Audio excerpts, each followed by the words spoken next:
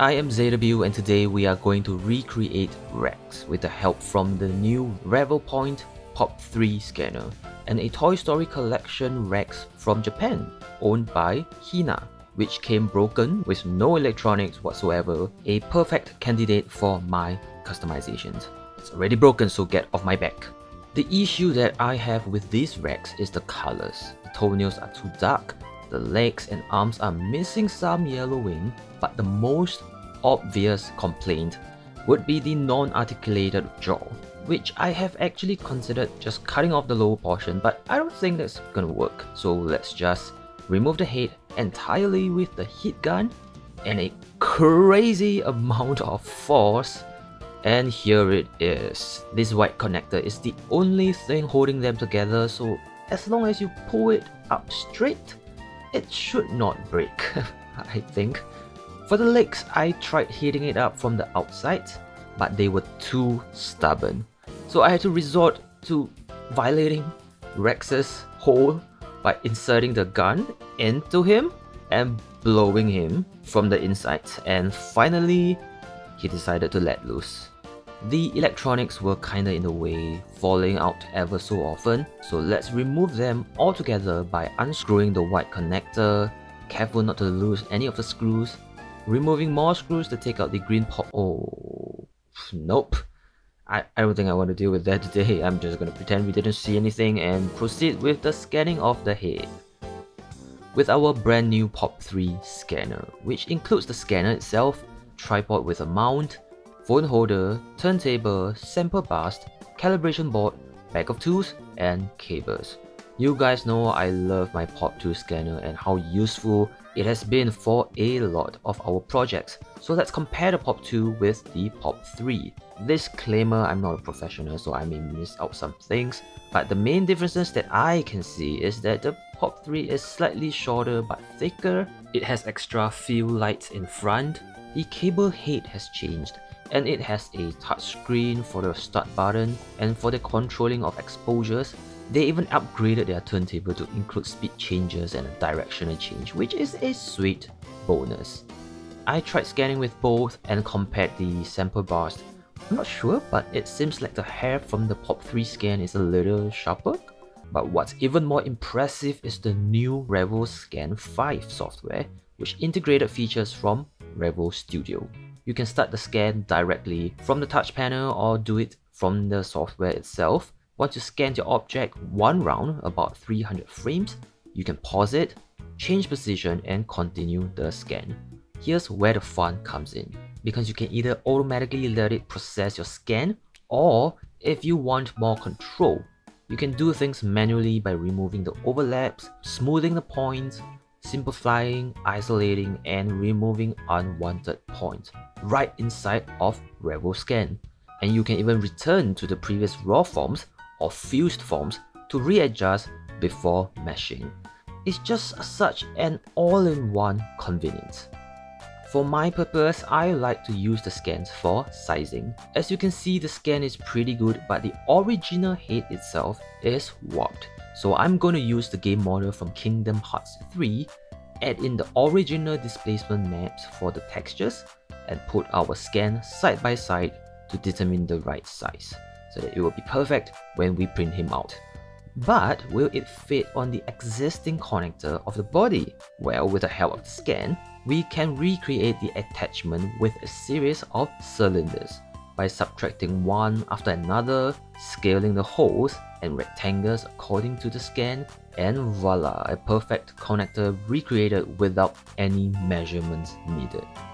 Now we can work on the jaw articulation, which I'm visualizing a pole poking through his cheeks, and we can actually tactically conceal it in the circular pattern of the jaw right here.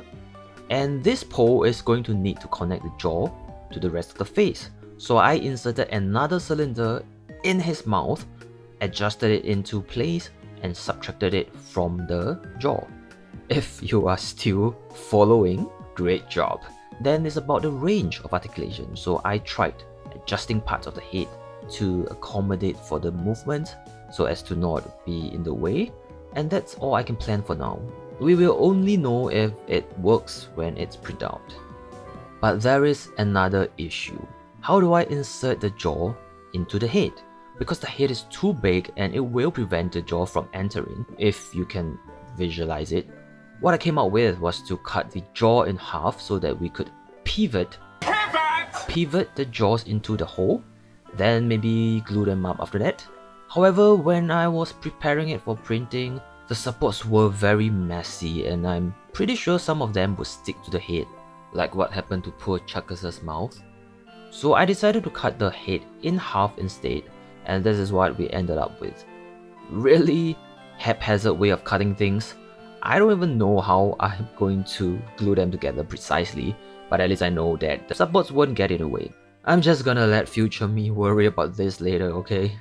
Let's save on resin by hollowing the print as per usual, then add on more supports to ensure a successful print, and off we go with our printing. After 12 hours or so, wow, the prints are ready, and there's a small failure. The jaw pole fell off the light support and a small part of it did not get printed, but we can deal with it later because the prints look damn good. I'm just admiring it. And in retrospect, I was really lucky because as you can see, there's some kind of peeling of the bottom layers, right? And my following prints actually failed because of it. So we really pushed our luck for both Spider-Man and Rex because I used the same settings and they could have failed miserably. After a quick wash, we can use the heat gun to soften our support, have some really satisfying peeling, and I have to say, I'm glad I supported them this way to get such amazing prints. Then throw them under the UV light for some post-curing, and now the moment of truth. The connector fits really well. Might be a bit loose, but we can still rotate the head, so all is good. Second moment of truth. Can the jaw articulate? Okay, they fit well, but maybe a little too well. So we're gonna need Sandy to do some quick sanding, cause I feel that the sides might be too tight. I'm also going to deal with the jaw pole, cause we need both ends to be perfectly flat. So I invited Mr. Apollo back with a disc this time to cut the end off and the pole in half. And we have a hole in the center. That's fine. I glued some wood in the middle, secured it with some UV clay, and that should be enough. So for Rex, I used a combination of light and medium support, and there's some artifacts left over that I need to sand smooth, such as the eyes. Then to my horror, I found out that Rex does not brush his teeth and has tooth decays everywhere, which are actually caused by air bubbles during printing, and we have to fill them up with more UV clay. Sand them off, and that's how you fix a T-Rex's teeth. Okay, I managed to put them together and his jaw can move. Whoa! This is what he looks like side by side with the Collection Rex. And with the pole inserted, the articulation is still present, thankfully. All that's left is the dreadful part of this project, the gluing of the head. But first, we need to paint the head, otherwise I wouldn't be able to reach some parts, like the insides of the mouth as well as the bottom of the jaws. Good thing about using white primer is that I don't have to paint the teeth, and I could just mask them up like so, and apply some blue tack to the eyes for masking as well. I tried my best to match the shade of green I see, then applied a lot of clear coat to prevent the paints from rubbing off when I move the jaw up and down. And this is it, we can no longer avoid it. I simply applied some glue, crossed my fingers, hope for the best, and the jaw still works, haha. Honestly, I'm glad the seam is at the back of the head instead of the front of the jaws like we originally intended it to be, because I did not do a good job with this UV clay fill up. Sanding it made it even worse, and after applying more green, the markings are still visible. But whatever man, I am moving on to the rest of the parts by cleaning them up for a bit with alcohol and applying more clear coat so that the paints have something to stick on. And these are really expensive, so I'm grateful for our supporters. We have 2 new patrons, Philip Smith and Mangai Project. Your direct support is what keeps this channel going, so our fate is in your hands. And after spraying the same shade of green, this is what it looks like.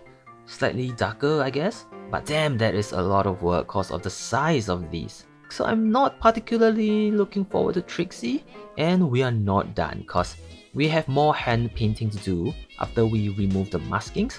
We gotta clean up the areas around the eyes and around the teeth as well, then apply the eyeballs. I really need to stop checking the jaw articulation, but I'm just so paranoid.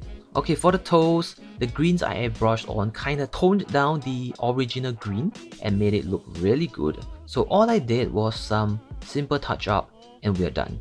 Now it's the yellowing on the top of Rex, which I applied by dry brushing at first, then I got a bit bored cause it's too slow. So I did a yellow wash instead and improvised by dabbing it smooth with my fingers, which unintentionally really concealed the ugly seam at the back, so I will take it. But the sense of victory didn't last long, as we need to do the same for his enormous body, and tail, and arms, and most importantly, the legs, because that's what Thinkway missed out. And I do think that it made a big difference, cause it highlighted the texture really well and gave it a nice contrast. And just when you think it's done, we have the white in front of Rex, which is the same process, so I will not bore you with it. We're going to end things off with our magical gloss to bring everything alive.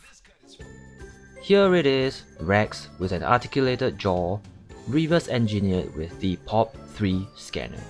This is a comparison with the original head and is side by side with the Thinkway Rex. Thank you all for watching this video. We couldn't have achieved this without you, and I hope to see you next time.